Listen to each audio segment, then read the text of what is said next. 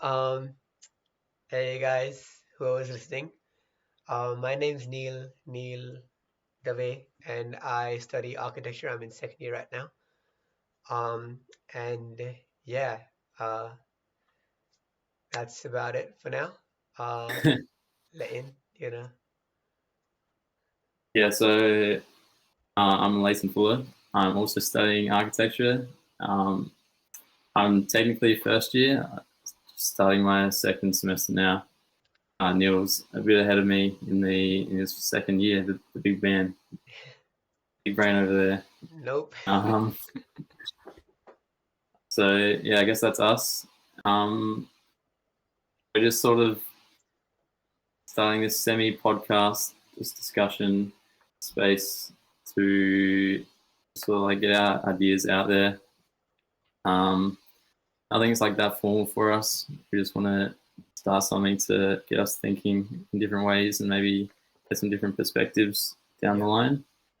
Um, that's about it. So start off, I guess we can just jump into something architecture related. So Sure. you're studying um, your design studio. You're looking at co-living, is it? Yep. Yeah.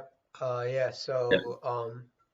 For the semester, our focus is going to be on co-living for the studio. So yeah, we're basically just designing a space in South Australia down by Heliot Cove.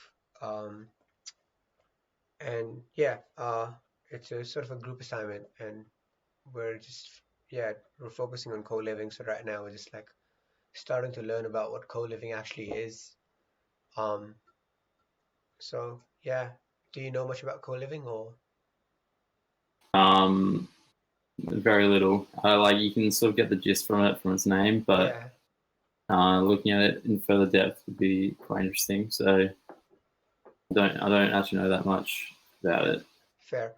Do you wanna start by like just maybe like saying what you do know or assuming something. Um, so I'm gathering like co-living. It means living with others, not necessarily like you can sort of consider co-living with like animals. It doesn't have to be humans in a way, but I'm guessing you're focusing more on the human aspect of it and how we interact with other people we live with.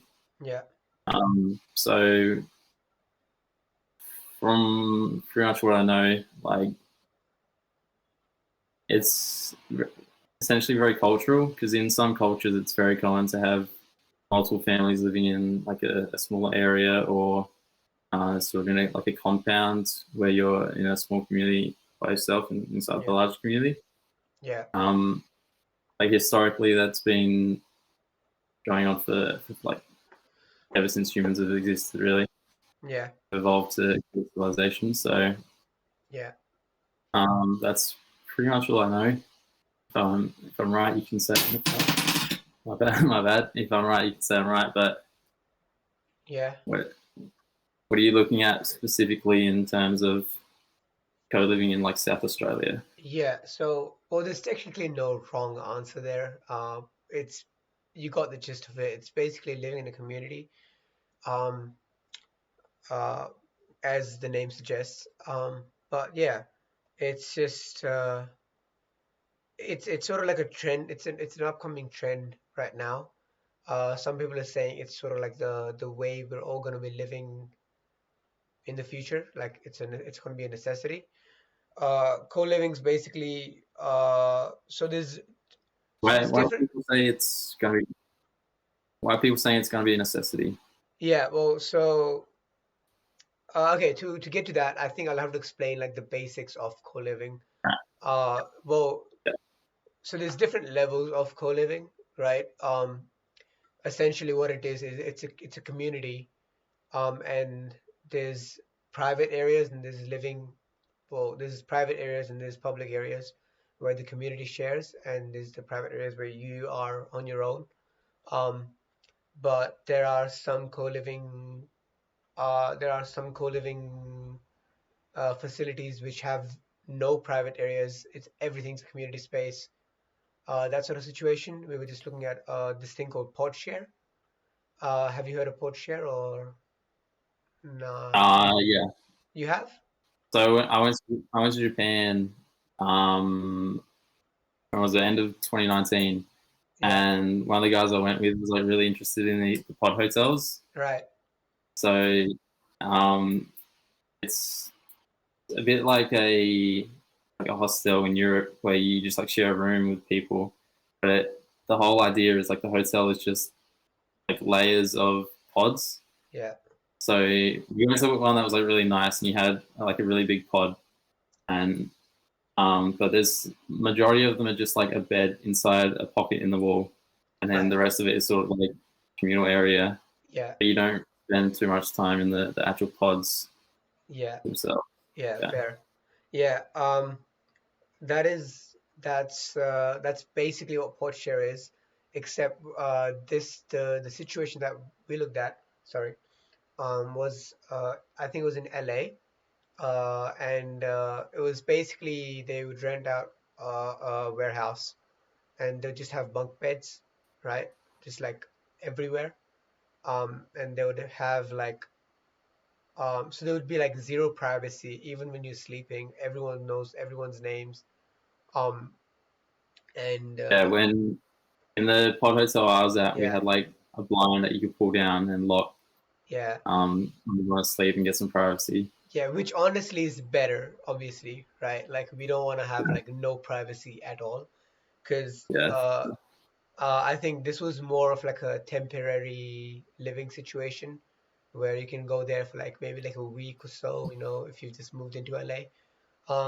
But like I yeah, don't see people actually like living there for like, living living there for like more than like maybe 3 or 4 months. Because of the yeah. fact that there's like no privacy.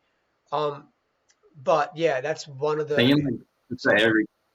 just about like every culture, everyone needs some privacy in some Yeah, way. It's sort of just like a human necessity. exactly, exactly. So Yeah, you can go without it for a while, but at a point, it's gonna yeah, break you. yeah.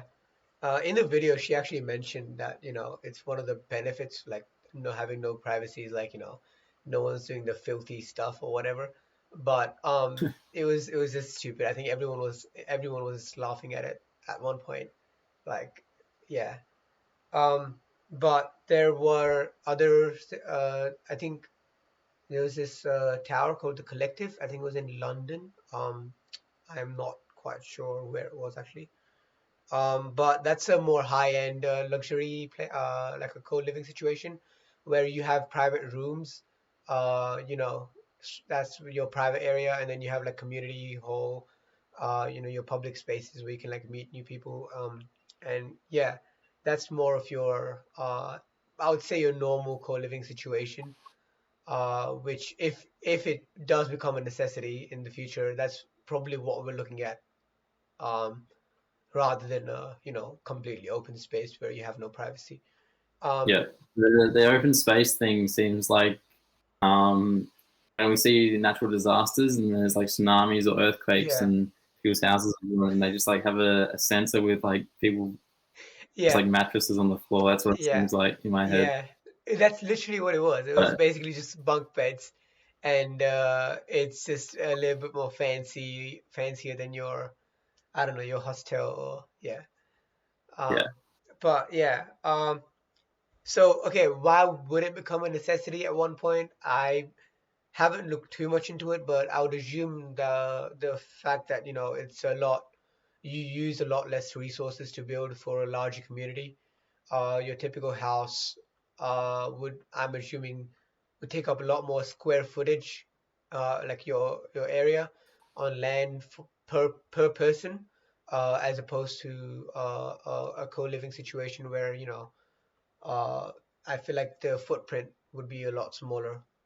Um, your like running the place itself would be a lot like cheaper. I would assume so, because people will be sharing Wi-Fi, people will be sharing all these different resources that don't go to waste. Uh, which would if you were living in a normal residential house. Um, but yeah, if we do get like a resource scarcity, then I think eventually maybe co-living is one of the options how you can solve that. What do you think? Do you think there's like a uh, do you think this is like a Um, trend that's coming up, or like you think this might actually become like a I, it's hard to say because it's to actually make it a a well-known trend would have to be a very much a cultural shake-up for like us in Australia. yeah Sort of space is like the luxury of the rich. Like you pay money to get more space, more land, yeah and then have a bigger house. It's always been like um, since like the post World Wars, it's been a bit of a like a luxury to the Australian dream. Even the yeah American dream is very much similar. yeah Move out to the suburbs where there's more space, have a nice house, nice yeah lawn and whatnot. yeah So it'd be like a cultural shake up, but it could potentially be like a thing of the future where that is very much the norm for most people, especially with like the rising like house prices yeah in Australia right now. I can definitely see a lot of people, a lot of families like going in joint on purchasing a house or something like that, mm, um, as a way of like essentially survival if they're struggling. Yeah, yeah it's like as what's your so your assignment is to create a co-living yeah um, house. Is it a house or a what facility in a sense it's a facility? co-living facility yeah Yeah. um Um, I think the like closest what, sorry go on you know what you're like what are you looking at? Because you can have there's have you seen that in Hong Kong? They have like these ridiculously small houses that have just like maybe two or three families in them. Like they're essentially just yeah apartment blocks, and people live in like their space is just a cage, right and they've got their bed, and it's like extreme pod living essentially, right like less privacy. So it's like you obviously not making as like an architecture student, you don't want to sort of put people into situations like that for your design. yeah What are you looking at designing for? sorry Like, what are you looking at designing uh for? Like, toward how are you making the spaces like compatible yeah for humans? yeah well so we haven't actually because it's literally like our second week next week Yeah, so we haven't yeah. gotten to the designing part just yet Do you have ideas for where you might yeah take it? yeah so um obviously okay because we have quite a large area in the sense that so our design brief was it has to be it's a living space for 50 people 50 adults and 10 children sorry right and we were given two different areas two different uh lands which are on sale right now right well actually they might be sold I'm not too sure but they were on sale and one of them is like 3,000 square meters, and the other one's like 2,000 square meters. So both of those spaces combined is quite a large area. Um, but it's actually on a valley, so most of the space is fairly useless. So right now we don't know how it's going to work in terms of design itself, but we do know that we are so we had to like decide on like a community like we can't just have like space like where like anyone can come in well anyone can come in but like it has to be like targeted to a specific community because it's next to a beach side uh and it's sort of like a luxurious area overall. I think we might like we are leaning towards more of a luxury sustainable sort of like a design. uh I think we're also targeting like artists, designers, and that sort of like that sort of situation. Because if we're living in a co-living situation, and we have facilities for a specific group of um, professionals, right? Uh, Not only does it build that community, but like the resources that are used, uh, I think we do save a lot of resources that are used because then individually, not everyone's using, like individual resources. Like for example, you and me would use the same resource, right? Like as an architecture student, we use the same softwares. We sort of need the same sort of computers and stuff, right? But we don't necessarily use them at the same time, or maybe like a space together for us, right? When we live together, that it's really uh it can like spark ideas with each other. It can like like just sharing a space, it just gives you a sense of community, right? That's why we're sort of like focusing on a specific community, or like we're focusing on designers themselves, right? So the spaces that we create are going to be very specific to like designers, right? But as of like, When you say your target audience is like designers as such, yeah. um, you have was there options that you were given of like different communities? Or was it you just come up with it Yeah, so we had yourself? to come up with it. So we sort of like, sat down, had a chat, and we had a few. I'll bring it up right now. Sorry, but we had a few ideas of like what we sort of wanna do, right? Um, so uh, environmentally sustainable was a very obvious one, because the whole point of co-living is, yes, we build a sense of community, but like the other aspect was resources and how it is environmentally better. um so yeah, environmentally sustainable, luxury due to the location itself. Luxury was sort of popping out. So yeah, we just sort of had to like create like a brief for ourselves. So what sort of like anything that would help us design the space itself, right? So we just had to sort of come up with a brief for ourselves. We came up with a couple of things. And yeah, those are our couple of things. Everyone's got these different like couple of things that they want to like incorporate into their design. Um, but yeah, Yeah. Then my thoughts on that, like, not going to try to like critique you too hard, but designers is a very specific like group to target, and even like you're saying it's luxury, and yeah, designers somewhat aim for luxury. It is a goal to be able to like have enough money to live luxuriously, but as a designer, it's quite difficult to get to that stage. yeah, Just saying, do you know what other? Because you're just like a group, aren't you? It's a group assignment, yeah. so there's other groups. Do you know what sort of groups they're aiming towards, they're designed towards, or So yeah, we haven't really gotten a chance to talk to the groups just yet. yeah, But yeah, uh, when the tutor was giving examples, he did say someone created like a high tech space. Um, so for like tech heads, yeah, sort of situation where like everything's super like high tech, and yeah, yeah, I don't know what they could have like or like incorporated in Silicon that, but Valley, essentially. yeah, yeah. So Yeah, yeah, we haven't been provided with examples yet or anything, so we don't know yeah, what's happening exactly. Um, so yeah, it's interesting.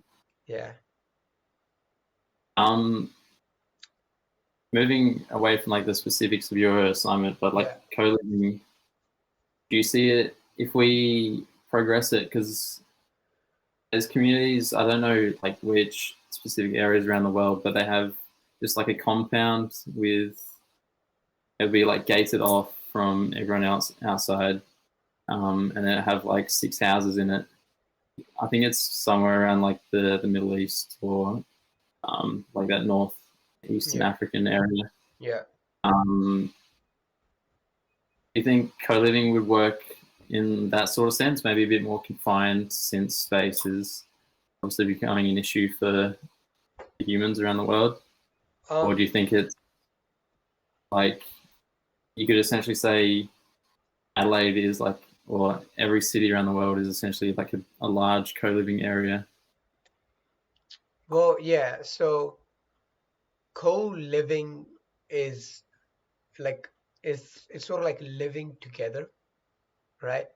Um, I think having different houses, um, but having the same sort of like a compound area in the middle, it's not exactly co-living in the sense that we are talking about, or the trend that's, the upcoming trend that is, that everyone is talking about. Um, I think co-living in this situation is sharing functional spaces like a living space and like bathrooms and stuff like that. That's more of that's more of a definition of co-living, at least in Yeah. the sense that Okay. we're talking about. Yeah. What you're I've lived in, because I lived in India for like 10 years, the first 10 years of my life. And I've lived in so-called societies, right? That's what we call them, um, where we have like row houses, of like, maybe like 10 houses in a row with like Yeah. and we share sort of like the compound area in front, and we'd also have like a garden in the middle that is shared between like 110 houses, and so on. Um, Yeah. and I've seen like apartment buildings where they share like the the lot, the ground floor is like a garden and stuff like that as well. But that's not exactly co-living. I don't I to me it's not anything new. And to me I think that's a very like a I think that's bound to happen sort of thing.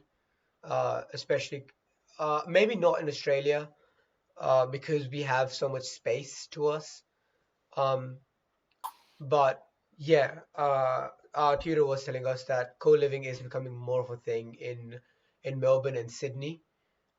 Because we live in Adelaide, we have that luxury of uh, the city being a bit smaller in terms of population and the land area being a bit larger. We do have that luxury of space, but Sydney and Melbourne are starting to realize that they don't have that luxury anymore, at least some spaces. Yeah. But yeah, the compound thing, I think it's bound to happen um, almost everywhere. Yeah. Yeah, Yeah. Like the compound living is, um, when you first said co-living, is that was like sort of what popped into my head. But yeah, what you're looking at is just a lot more. It's like the next step, yeah, essentially. yeah. It's the Where next step. you're going from Yeah, having your own house to sharing a yeah. house, which It's is like when we go to like a caravan park or something, right? And we just book like a cabin or something, or maybe we'll book a space for like a campsite. But we share basically everything else.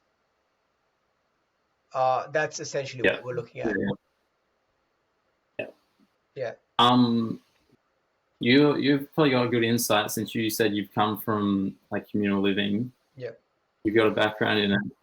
The cultural change as you move to Australia. Do you think it's something?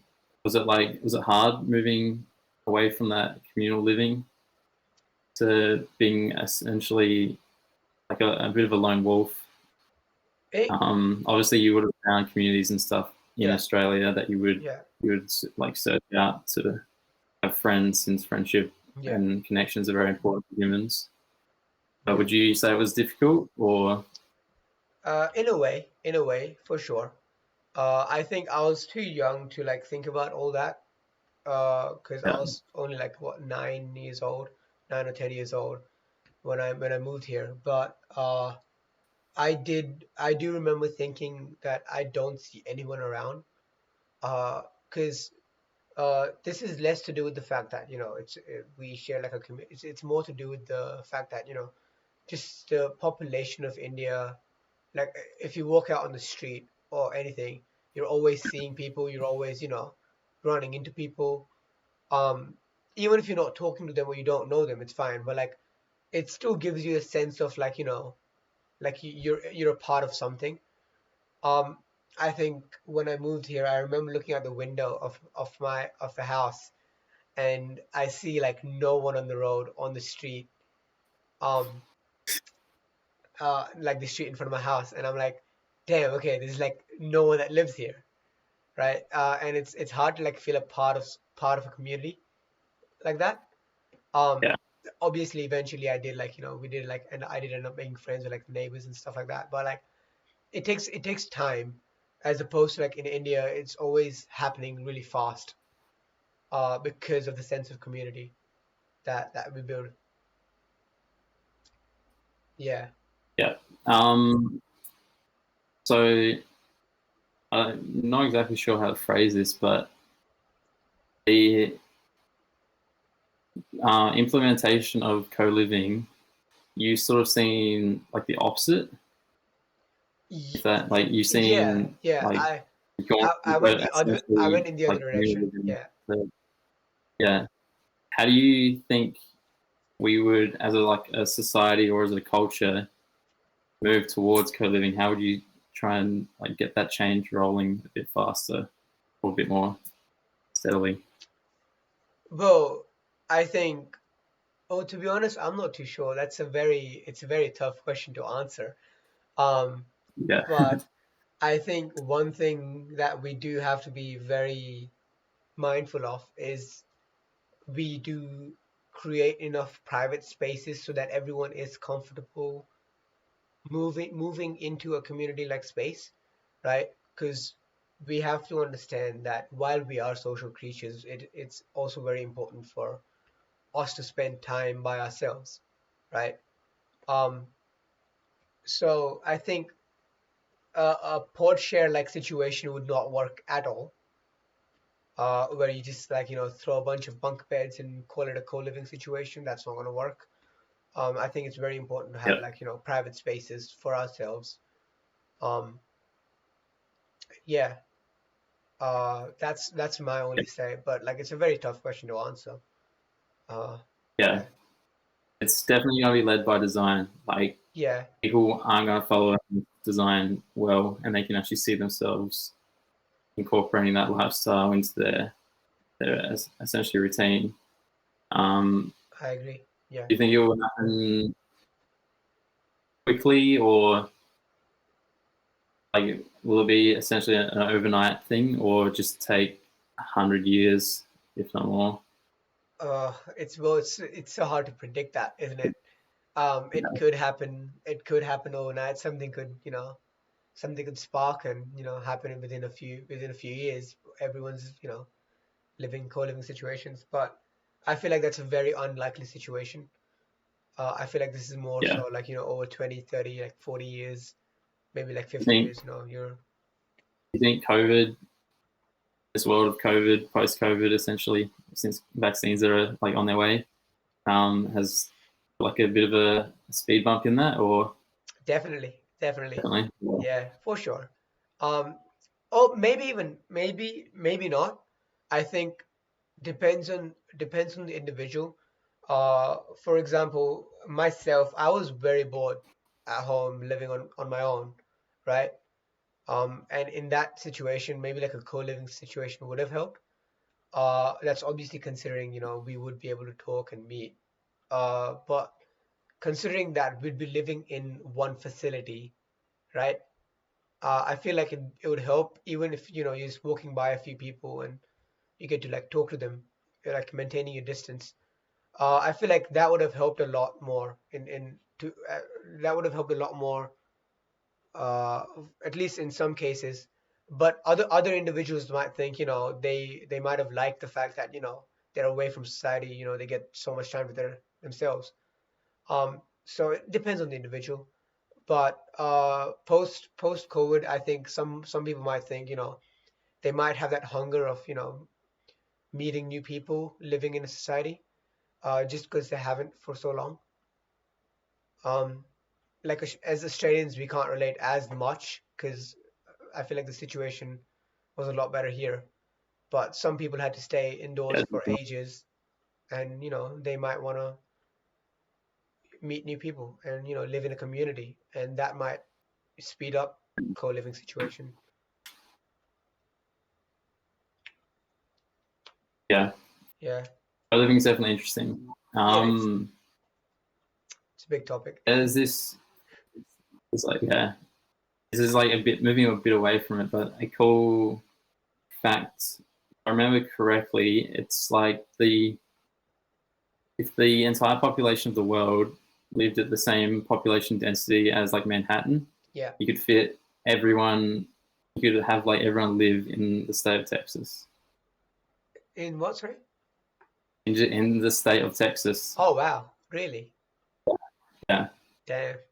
I would be I'm surprised. pretty Yeah. sure I remember that correctly. Obviously, that like doesn't work because you need people for the resources Yeah, yeah, like yeah. mining and farming and whatnot. We'd But have it's we'd still have to do the like maths for that though. That seems interesting.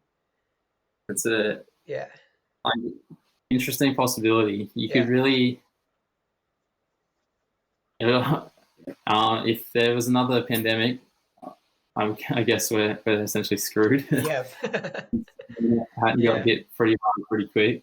yeah, Um, but it would just be like an interesting concept to have everyone live in one area. It obviously sort of removes personality yeah, since you don't get the cultural differences in like from Asia, South America, like Africa, and even like Australia and yeah, US yeah, and Europe and whatnot. But it yeah. still would be like I wonder what the environmental benefits of that would be.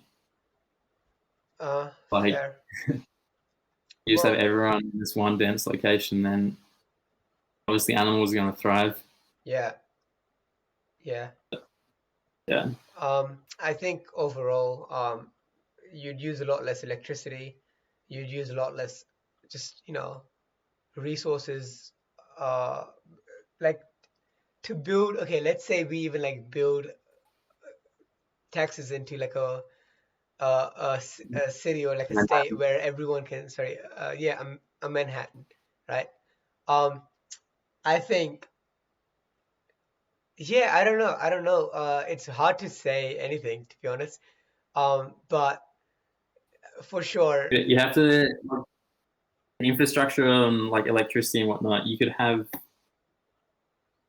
essentially just make the US like the United States into an entire like farmland outside of Texas, and then you could have like less like Arizona and places where it's harder to grow stuff, yeah, and they could just become like nuclear power plant spots or yeah, like solar wind farms. yeah.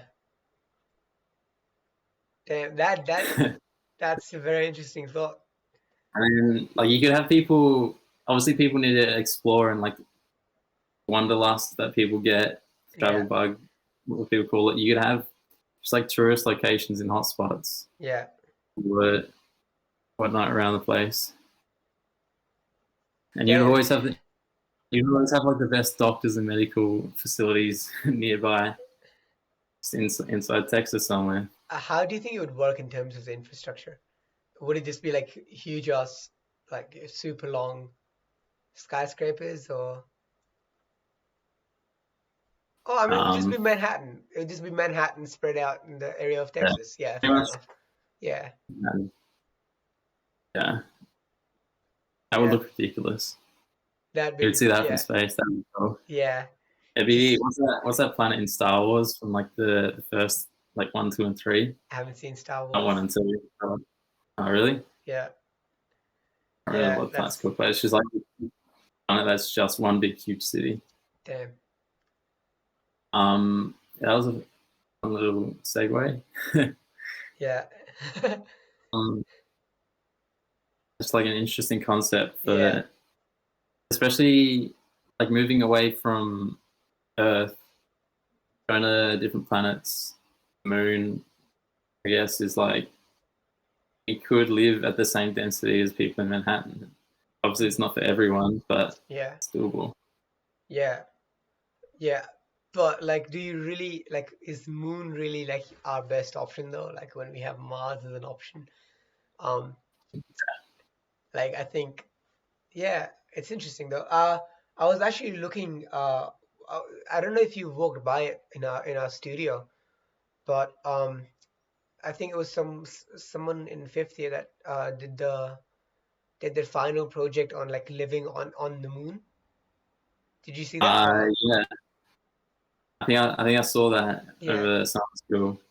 Is yeah, that that's the one with they had like SpaceX rockets yeah, and the yeah, yeah, yeah. That's pretty cool. I saw the thing. I didn't look it at it was, in too much detail, but it was really cool um to see. And yeah, it's definitely doable. Do you know how we would build on the moon? not specifically. I know Well, like yeah. you Sorry. you go. What are you Uh, gonna uh, say? Do you know yeah. how to do the moon or Well, I was looking at a couple of videos. It was ages ago, so I don't remember the details too much. But it would essentially be a bunch of like mini robots, not robots. They're like crane, not cranes. Fucking um, y- well, it would basically just be like mini like I guess robots. We would have to have would shift like would shift like moon dust into like layers and stuff. But I don't know. I think it'd be interesting to see that in a lot more detail, and maybe we could cover it in like a further episode, like a next episode or something. But it was definitely very interesting. It was a complex process, but it was a simple process at the same time. It was very interesting. Yeah, um I think I've talked to you about this before, but Dark Ingalls looking at designing um ways to move to Mars and like yeah, the foundations of developing a civilization on Mars. hmm He's got this. He's got a few. There's a few videos on YouTube of his presentations about it, which is really interesting. oh yeah, They're all pretty much the same, but yeah, he's like talked about it like in a couple different places. yeah, That was sort of eye-opening at how we've pretty much got the technology to do it. It's just getting there and getting the funding yeah. to do it, which is where we're at. Mm. I mean that's controversial on its own though, because there's some people that are like, why are we like trying to move to Mars when we can save Earth or whatnot? Yeah. Um, yeah, what do you have to say about that? Yeah. Um, I, I sort of understand their point of view, but I think moving to other planets is a step that humans will probably have to take, Yeah, like at some point. yeah, Um, whether or not we save Earth is mm, like it's gonna suck if we can't. yeah, At the moment, there's that clock that's like counting down to the point of no return. I can't remember what the exact like year it is, but yeah. it doesn't look good for us. No, it doesn't.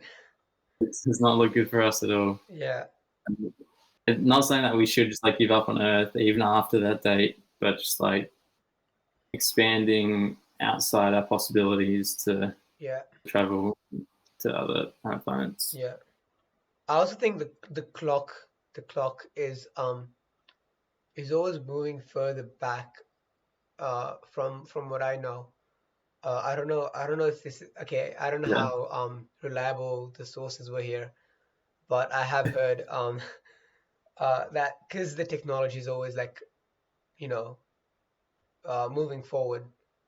Um, so our predictions as to the no return point is based on the technologies that we have today, right? But we yeah, could have like a significant advancement even after our no return point, and maybe like bring it back. Um, yeah. It's so always possible to bring it, yeah, like it's always possible to not bring it back. always possible. it's Yeah. likely that I will be able to make something to bring it back. Yeah. But Um, yeah. yeah. On the talk of like extra, is it extraterrestrial? Yeah. Like other planets and whatnot. Um, we had a bit of a discussion about this last night Yeah. about the moon and how like it's just a weird concept that we can see this other body that's Just like it's floating around. ridiculously huge, Yeah. and we can just see it from, and it's just like Yeah. it's Yeah. just accepted. It's Yeah. always been there. Yeah. I, Just like looking at it, you can see details on it, and it's just odd to me yeah. sometimes. Yeah. I think we're talking about like I think it's just so under like it's underappreciated. It's underrated in the sense that I haven't seen too many people like look up to it and actually like be amazed by it, if you know what I'm trying to say. Um Yeah, like it, you said that you like. I know this isn't like exactly how you feel, but yeah. you said you thought you were the only one. We're obviously not the only ones. Yeah, yeah. People love taking photos of the moon Obviously, and just yeah. like stargazers and whatnot, Yeah. but it's so like underrated. Yeah. It's, Yeah. Because I and haven't seen like we have this technology. yeah, sorry, go on. We have like the technology to get there. Mm. We've done it like We've once, we've done it. We've done it. Like people have gone to the moon and that's incredible. Like we've landed and then on another body floating around in space. That's insane. yeah, Yeah. Um, but yeah, I was just saying, like, how do you not like, how are not more people like just like looking up, be like, oh, the moon looks good today, like just I don't know. It was a weird topic. It was a weird like conversation that we had, but like it was definitely something like I don't know. It is something that we've gotten used to seeing like every day. Um, but it's I don't know. I just find it fascinating to yeah. to see it, and I know you feel the same way as well. But you think it's just Do you have any cool fascinating. moon facts or space facts? No, I want to say apparently there's like a dark side to the moon. I don't know how accurate Yeah. that is. Because apparently like the way that Um. it spins on the axis in um in comparison to the Earth, it is always like one side facing away from the Earth. Is that a fact or? Yeah. I'm pretty sure that's like what I've heard, and I'm pretty sure I've done some research ages ago about it. But yeah, it pretty much like because we rotate around the sun, Yeah, and then the moon rotates around us and the sun. yeah, So it's like essentially always the same face that you see like tonight will yeah, be the same face you'll see in 50 years. yeah, It doesn't actually spin towards us, yeah, which is like kind of weird. yeah. It's It's like you've never seen the other side. You've never seen the other side of the moon, yeah, which is and it's like apparently it's fascinating. harder to land on the other side of the moon as well, isn't it? We have very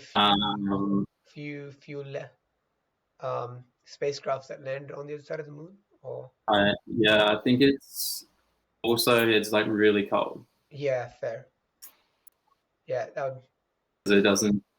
It gets less sun than us. I'm pretty sure, or fair, something like that. fair. Um, what I also find fascinating is we're in the southern hemisphere. Yeah, If you go to the northern hemisphere, the moon, like and you look at the moon, see, it's turned around. if you're going from like looking up that way to Yeah, like up here now, yeah, we've like my parents have never been to the northern hemisphere, so they've only ever seen the moon how it is like here. yeah, But I've seen it to me upside down, and if someone from the northern hemisphere comes down here, yeah, they look at it and it's upside down for them. yeah. And that's the That's wh- the all of that's the weird thing. yeah, all of the constellations, everything's just flipped. Yeah, it's not just the Yeah. moon. Yeah, it's so cool. It's weird. Um, but yeah, it's pretty cool. Do you know the moon? The moon's like slowly moving away from Earth Yeah, as well. yeah, yeah. But Just it's like Yeah. It's like an inch or something a year or Was something. it 400 million years or something like that that we're given until it moves away, or what was it? Until it's out of our orbit, something like Yeah. that. It's like Uh, a long time, but still, in the grand scheme of things, that's like nothing. it's nothing. Yeah. Um, luckily, in our lifetime, we'll always have the moon. Hopefully, unless something goes, Unless you something like live goes. forever. Yeah.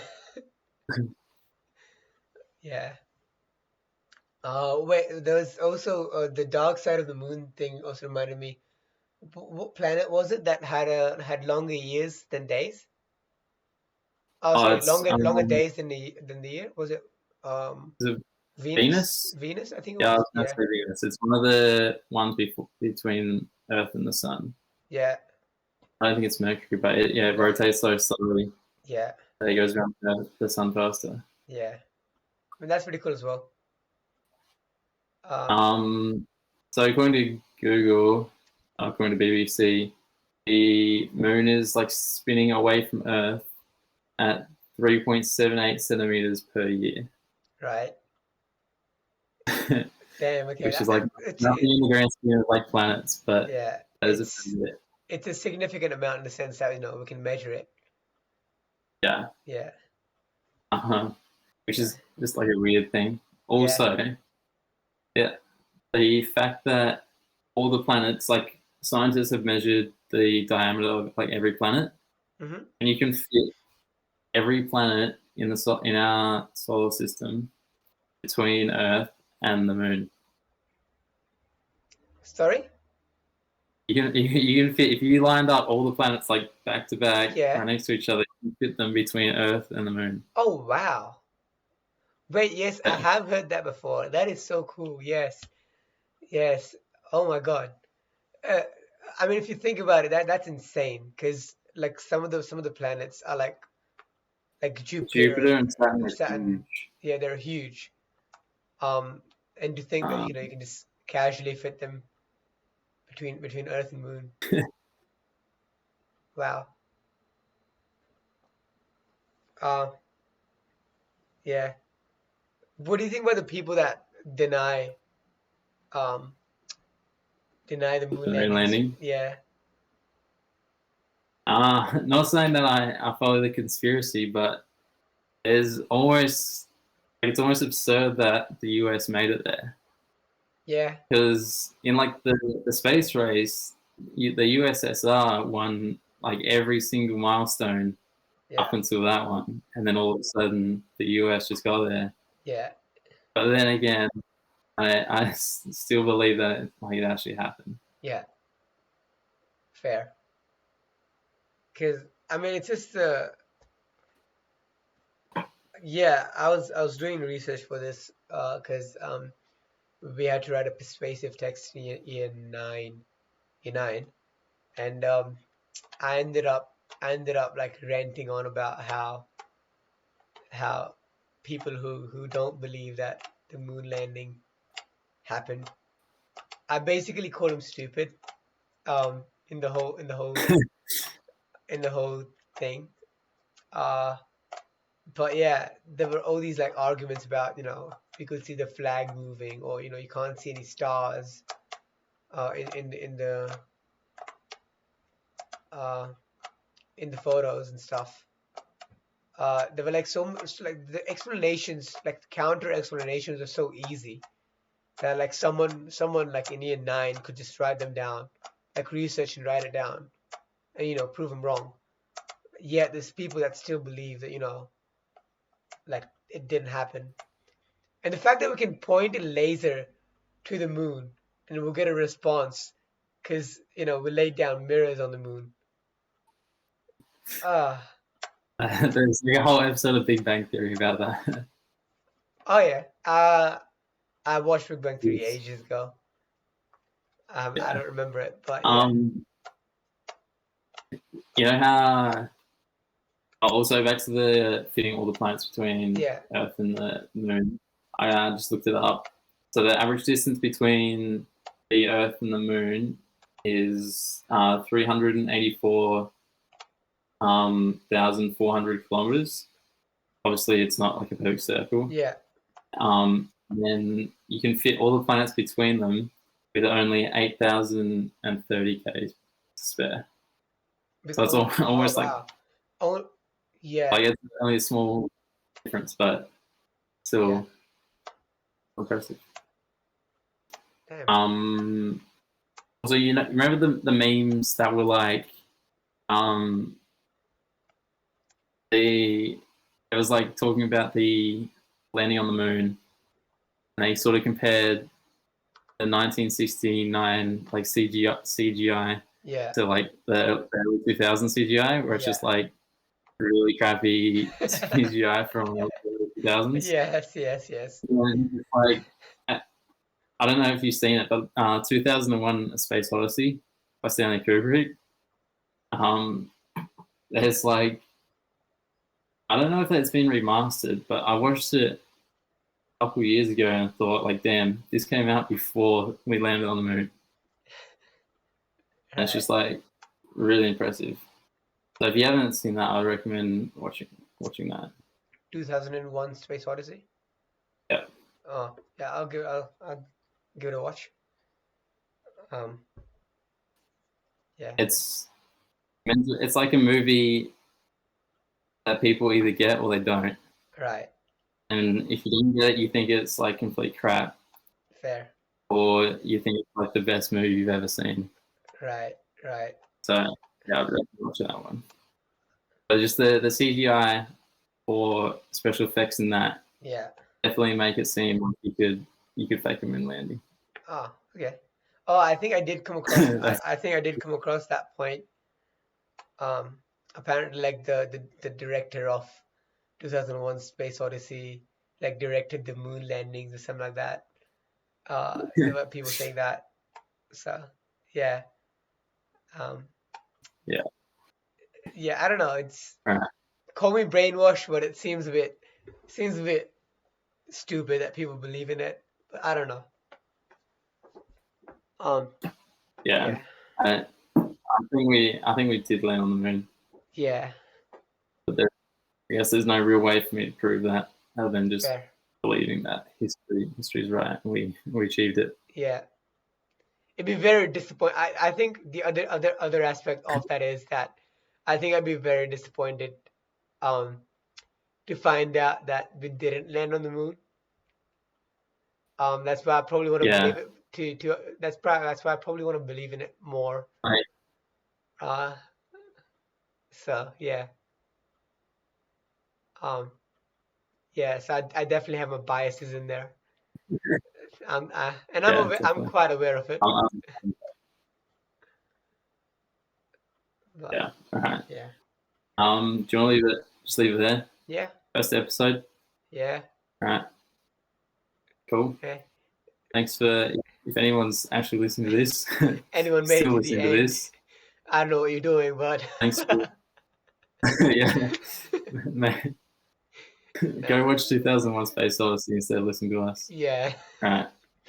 Okay. But also, thanks for sticking around. Yeah. And all right, All right. Thank you guys. sweet.